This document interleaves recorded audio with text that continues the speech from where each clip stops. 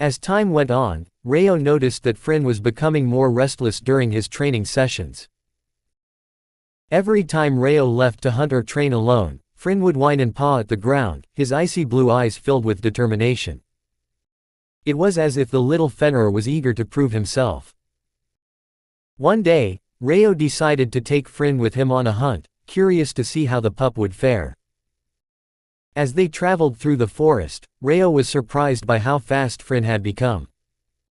The pup darted through the underbrush with ease, his movements swift and graceful. When they spotted a boar, Frin didn't wait for a command, he lunged at the creature, taking it down with a single, precise strike. Reo was impressed. This little guy is stronger than I thought, he realized. From that day on, Reo began taking Frin on more hunts and training sessions. The pup's speed and agility made him a valuable companion, and Reo enjoyed having him by his side. But it wasn't until they encountered a monster snake that Reo truly understood Frin's potential. The snake was a large, muscular creature, known for its crushing grip. Reo recognized it as a non-venomous but dangerous opponent. He glanced at Frin, who was crouched low, his body tense with anticipation. The pup's icy blue flames flickered around his neck, and his eyes were locked on the snake. Reo gave the signal, and Frin lunged. The battle was swift. Frin sank his teeth into the snake's side, but the creature shook him off and struck back with its powerful tail. Reo was ready to intervene, but Frin got up, his eyes blazing with determination. The air around him grew cold as icy blue flames erupted from his neck. Above him, a cluster of ice spears formed, raining down on the snake and ending the fight in an instant. Reo stared in awe. He recognized that move, it was the same attack the Ice Phantom had used against him in the dungeon. But more than that, he was impressed by Frin's strength and control. The pup ran over to him, wagging his tail happily, and Reo knelt down to pet him. "Master, I did it. Master, I did it." A childlike voice echoed in Reo's mind. Reo answered back with his voice, "Yes, you did." Then he froze. What was that voice just now? He muttered, looking around. Then he looked down at Frin, who was staring up at him with those bright blue eyes. "That was me, Master," the voice said again, this time clearly coming from Frin. Reo blinked, wondering if he was finally losing his mind. "You can talk." Frin's tail wagged faster. "Only telepathically. If you focus on me and direct your thoughts, you can communicate without talking too." Reo stared at Frin for a moment, then decided to try it. He focused on the pup and thought, "Can you hear me?" Frin's voice replied instantly, "I heard that, Master." "You did it." Reo couldn't help but laugh. This was incredible. But it also raised more questions. How can you do that? And how can you use magic? Frin puffed out his chest proudly. "That's because I'm a Fenrir of the highest level." Reo's eyes widened. "A Fenrir? Like those mythical, super-rare beasts?" Frin grinned, his icy flames flickering with pride. "Yes, Master. I'm one of the rarest and most powerful creatures in the world." Reo was stunned. He had been taking care of a Fenrir this whole time, a creature of legend, said to be capable of freezing entire landscapes with a single breath. No wonder Frin had grown so quickly and displayed such incredible abilities. Over the next few days, Reo learned more about Frin's origins. The pup explained that he was supposed to have been the final boss of a much higher level dungeon, but neither Frin nor the dungeon had much time to develop before Reo came along and defeated it. The dungeon's collapse had disrupted that fate, but Frin wasn't bothered. He had chosen Reo as his master, and he was content with their bond. Reo also discovered the true purpose of the ring he had obtained from the Ice Phantom. It was a summoning artifact, allowing him to call forth monsters that had chosen him as their master. Frin, eager to solidify their bond, asked Reo to accept him as his summoned companion. Reo agreed without hesitation, and from that day on, Frin could be summoned from Reo's shadow, appearing at his side whenever needed. As Frin grew, his white fur became even more radiant, glistening like freshly fallen snow. The icy flames around his neck burned brighter, and his presence exuded an aura of power and majesty. Rayo, too, continued to grow stronger. His level 1 spells, once basic and limited, had become devastatingly powerful, far beyond what he had ever imagined. His skill with the sword had also improved, and he had mastered the art of combining magic and melee combat. The sword he had obtained from the dungeon turned out to have a special effect, but for now, it served as a reliable weapon, its blade sharp and its balance perfect. Years passed, and Rayo turned 20. Frin was no longer a small pup. He had grown to just above Rio's knees, his presence commanding and his strength undeniable. The bond between them had deepened, and they had become an unstoppable team. One day, Rayo decided it was time to return to civilization. He had spent years in the wilderness, honing his skills and growing stronger. But now, he felt a pull toward the town where he had once left his friend Zarin. He wondered how Zarin was doing and whether the slums had changed in his absence. With Frin by his side, Rayo set out on the journey back to the town. As they walked, Rayo couldn't help but feel a mix of excitement and apprehension. He had come a long way since the days of being a powerless boy from the slums. Now, he was a skilled mage and swordsman, accompanied by a legendary Fenrir. The world had no idea what was coming.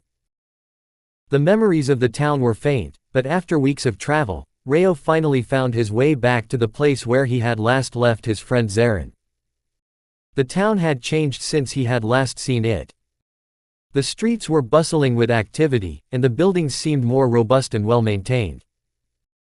Adventurers of all kinds roamed the streets, their armor clinking and weapons gleaming in the sunlight. Rayo noticed this from a distance and paused for a moment, taking it all in. As he approached the town, a thought crossed his mind: how will people react if they see Frin? He glanced down at the Fenrir, who was trotting beside him, his icy blue flames flickering faintly around his neck.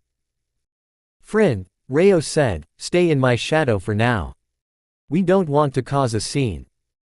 Frin tilted his head, his telepathic voice echoing in Rio's mind.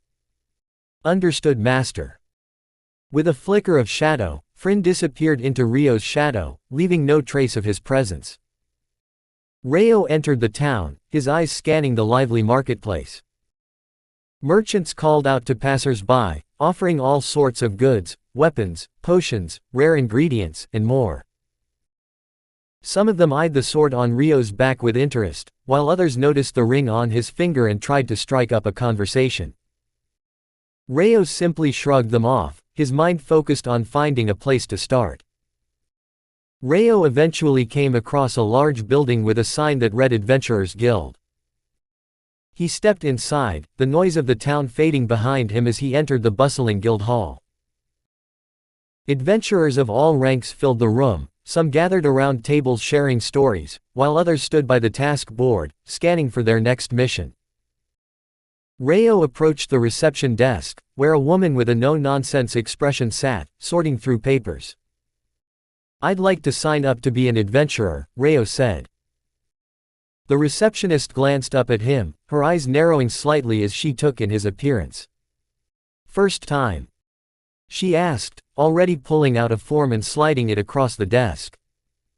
Rayo nodded and began filling out the form. When he reached the question about his class, he paused. "Sword Mage," he wrote, the words flowing naturally from his pen. It felt right, a reflection of the unique path he had forged. The receptionist took the form and raised an eyebrow. "Sword Mage. Are you sure you didn't make a mistake?" "No," Rayo replied calmly. "That's my class." The receptionist stared at him for a moment before sighing. "All right. Since this is unusual, I'll need you to demonstrate one of your skills. Magic is easier. Just place your hand on this crystal ball and pour your magic into it."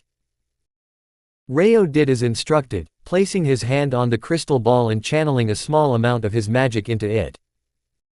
To his surprise, the ball cracked with a loud snap, the sound echoing through the guild hall. The receptionist's eyes widened. "What? How did you manage to break the darn thing?" she said, before adding, "No, you'll have to pay for the damages before you can get your adventurer card." Rayo winced, realizing he had just lost most of his gold. This is going to be a rough start, he thought. After sorting out the payment, Rayo received his F-rank badge and a brief explanation of the guild's ranking system. Adventurers started at F rank and could rise through the ranks, E, D, C, B, A, S, SS, and the rarest, SSS rank, reserved for veteran heroes and near impossible to obtain. Though for now, he wouldn't pay that much mind. He was here to make money and gather information on someone. Rayo made his way to the task board, scanning the available missions. As an F-rank adventurer, his options were limited, but one quest caught his eye: eliminate a group of goblins camping near the town. They have been preying on travelers and raiding at night. Rayo took the quest to the receptionist, who looked at him skeptically. "Do you know anything about adventuring?" she asked. "Goblins are trickier to deal with at night. Look at the time, it's getting dark." A nearby adventurer, a burly man with a smirk on his face, chimed in. "Maybe Mr. Sword Mage can actually battle," he said, eliciting laughter from the others in the guild. Rayo ignored the mockery and turned back to the receptionist. "Thanks for the advice, but I'll be fine," he said, taking the quest and heading out. The goblin camp wasn't far from the town, and Rayo reached it within moments. The creatures were small and scrappy, their crude weapons no match for his skills. Rayo moved swiftly, cutting down the goblins with precision. He made sure to leave their ears intact, as they were required as proof of completion. The battle was over almost as quickly as it had begun. Rayo stood amidst the fallen goblins, his sword gleaming in the moonlight. He considered summoning Friend for a moment but decided against it. This was too easy, he thought. No need to bother him. Rayo returned to the guild hall barely 30 minutes after he had left. The adventurers who had mocked him earlier were still gathered around, and they raised their eyebrows as he walked in. "Back already?" one of them sneered. "Did you realize you weren't strong enough?" Rayo ignored them and approached the receptionist, tossing a bag of goblin ears onto the table. "The task is completed," he said. "Count them." The receptionist opened the bag and began counting, her expression shifting from skepticism to surprise. "There's enough here to match the report," she said, handing him a small pouch of bronze and copper coins. "Good work." Rayo took the coins and left without a word, the mocking laughter of the other adventurers fading behind him. He hated the atmosphere of the guild, but he knew it was a necessary step. For now, he would focus on completing tasks and earning enough money to get by. With not enough money to afford lodging, Rayo found a secluded spot outside the town to set up camp. He summoned Friend from his shadow, and the Fenrir appeared with a wagging tail. Rayo handed him a portion of the food he had bought, a simple meal of bread and roasted meat. "Here you go, Friend," he said, smiling as the pup dug in. As they ate, Rayo spoke softly. "Don't worry, I'll let you join some of my tasks. Though the monsters might be too weak for you." Friend's telepathic voice echoed in his mind. "I don't mind, Master. As long as I'm with you." Rayo smiled, petting Friend's soft fur. The bond between them had grown stronger over the years, and he was grateful to have Friend by his side. As the fire crackled and the stars shone above, Rayo felt a sense of peace. Tomorrow would bring new challenges, but for now, he was content.